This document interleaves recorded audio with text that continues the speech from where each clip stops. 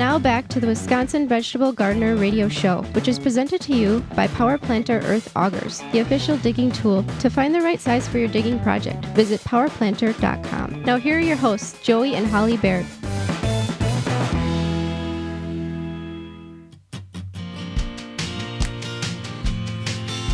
Welcome back to the Wisconsin Vegetable Gardener Radio Show. So glad you have hung around. We're going to answer some of your garden questions, well, as many as we can get in. If you got a garden question, you can submit it to us at gardentalkradio@gmail.com anytime. Also, you can give us a call at 1-800-927-SHOW, 1-800-927-SHOW. And if we can't get to you, leave a message. We will call you back. We got a bunch of questions, Holly. All right, let's go to Mary. She sent a question from Silver Springs, Maryland. I'm starting a vegetable garden this year. Would like to know your best suggestion on where to purchase seeds from. We would suggest seedsavers.org. They have a great selection. They're a very good, reputable company.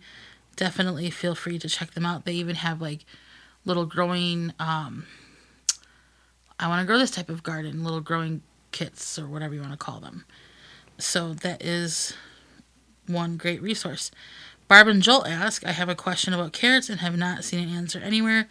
Years ago, I could grow great carrots. Now in the same garden, the carrots come up great, but when they reach maturity, the tops about an inch down the actual carrot are brownish with holes in them.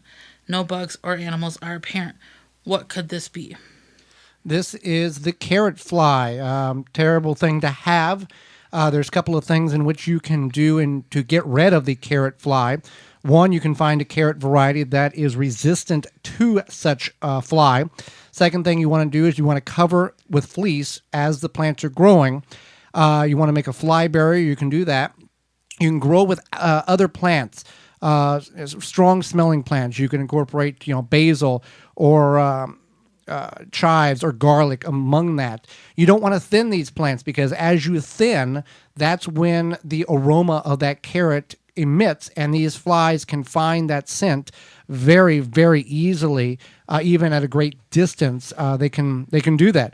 So later in the year, by sowing, most times if you sow late in June, the flies have kind of went through their cycle, the first generation of pests, although further generations of flies can attack your plants in July and September.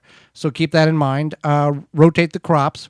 Avoid planting parsnips and celery as those will emit aromas in which will attract the carrot fly. And you can control by using biological means. There's different sticky traps, and there are chemicals in which you can use, which is not the best scenario in which to go, but that gives you some guidance. Let's go to Dawn. She called in and left a message for us to address, and it's about seed starting. Yes, my name is Dawn, and I'm calling from Ann Arbor, Michigan. I would like to know what is the best way to start, in addition, a seed inside, and what's the best way to plant seed outside? Thank you. All right, so Dawn listening on the WAAM 1600 AM and 92.7 FM frequencies over there in Ann Arbor and covering southeast Michigan. Holly, what's the best way to start a seed indoors, and what's the best way to start a seed outdoors? Good question. Mm-hmm. So starting the seed indoors, you just want to make sure you have a nice, healthy potting soil to start in. You want to consider how long that seed is going to be in that soil, and then think about the medium or the container you're going to grow it in, and if you want to transplant it. And then also just making sure that they're kept nice and moist. Yeah, and based on the particular variety, determines how many weeks prior to your last average frost date in which you're going to start that seed indoors, as well as if you have a lot of light available, ambient light from a very large window, or you may need to invest in a grow light from like Happy Leaf LED to supplement the light that's required for that plant to be very healthy in order to transplant it out. Also, you want to be aware of the conditions in which it's growing in, meaning the temperature. If you're just using a side bedroom in the home where the temperatures are 68, 72 degrees, great, fine, no worries. If you're in an unclimatized area, you may need to supplement some bottom heat on these plants in order to get them germinating. To grow them outside, based on a type of seed: full sun, partial shade. Solar, full sun, partial sun, shade, what have you. You also want to pay attention as to when that seed packet is going to tell you that it's okay to sow them outside. It's going to say something like after danger of frost, after before maybe a little bit hardier, danger of frost, something like that. So it's going to give you an idea. And then you would want to do some Googling to find out when your last average frost date is. And then you just direct sow them. It's going to tell you how deep to plant the seed, how to space them. For outdoor planting, you want to pay attention to those recommendations as well. Yeah, it's for a new gardener, it may be very overwhelming, but it's very, once understood, it makes quite a bit of sense. So there's nothing wrong with that. Good question. You can call in 1-800-927-SHOW. If you've got a question, certainly submit that to us, and we will get it answered on the air. All right, next question. We're going to go to South Dakota from listening on 570 WNAX with Vince here. And he's got a question about a chemical that he has sprayed on his grass. This is Vince from Watertown, South Dakota. And my question is, I used Grazon to spray on one row of my trees on the outside row, thinking that would be a good way to get the weeds, but not the grass. And now I see the trees seem to be getting really funny looking, and some of them are even dying, curling up. My question is, how long is that stuff going to stay in the ground?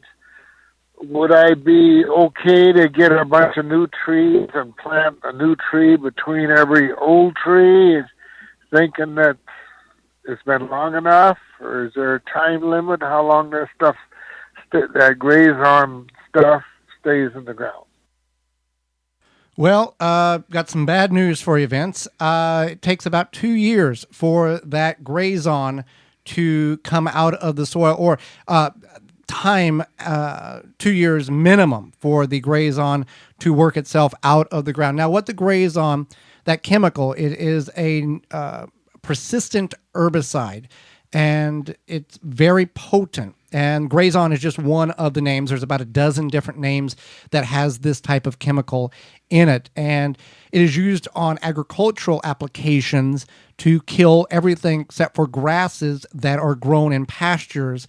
And then also those pastures, there's requirements of how long after spraying that a farmer can utilize that hay or that grass and turn it into hay, and then the animal eats it and turns into compost, turns into manure. You get it, make compost out of it. Years later, it's still that potent that it will kill the plants in your vegetable garden. It does kill woody plants. So what you're seeing is those trees reacting to that Grazon that you have sprayed to kill everything but the grass between those. So the trees most likely are going to die because of the effect of that potency of that Grazon. So you do not want to plant new trees in between the old trees.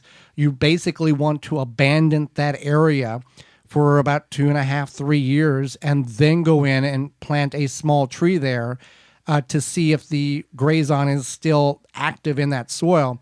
The other thing in which you could do would be, the trees eventually will die. You could remove the trees and then till that soil up or spade it over to try to get that aeration to that soil, to try to get some of that to work itself out of the soil through the atmosphere. So bad news, but a lesson that we all can learn from in regards to utilizing the herbicide of Grazon, and that's just one of the main names.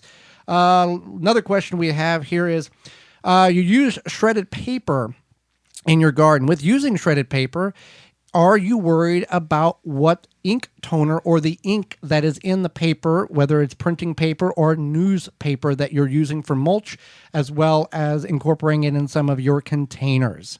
The ink in almost everything, I think, nowadays, is a soy-based ink. So you don't have the toxicity in which you have had or would have had 20 years ago. So by shredding it, and allowing it to utilize it as a mulch. That's quite all right to use as mulch. And also what we use it on large grow bags from Root Maker, the 20, the 30, the 45, the 60 gallon grow bags. We will fill it. We will fill it up about halfway and then put about an inch of shredded paper in that grow bag and finish filling it with compost. What that shredded paper, two things, or one main reason we do that is it acts as a sponge. It will hold some water and then it will release as the soil needs it. So yeah, shredded paper, use it in your garden. Some people find it not eye appealing and they choose to go out other ways. Just think about how much shredded paper that you have or how much paper you could potentially turn into shredded paper in your garden. John asks, I have several pickle buckets that I've washed, cleaned very well, but I can't get the pickle smell out. Can I still plant in these buckets? Do you think it would be okay? Yeah, you can certainly plant. If you hate pickle smell, you're not gonna. It's not gonna work out for you. But there's not going to be any transfer. No, there won't be any problems with it.